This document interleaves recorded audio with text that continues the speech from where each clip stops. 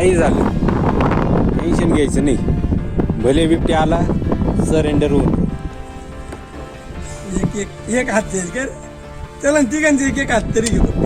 तिला पकडलं ना मी काहीतरी घेऊन मारलं. त्याला पकडलं मी पडलो.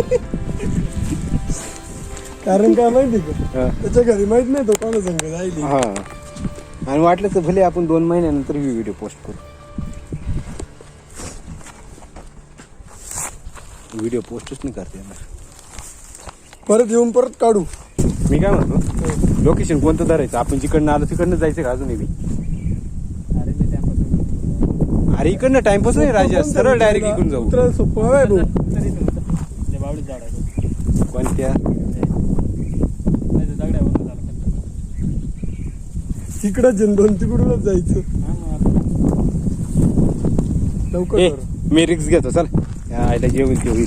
तिकडूनच जायचं. हा इकडनं कुठं रिक्स मी घेऊ राहिलो तू माझ्या मागे कुठं चालला. चाल तिकडे रस्ता पकड. होश में होश को बैठता हूँ मैं मालूम है तेरे को. चला पुढे जायला.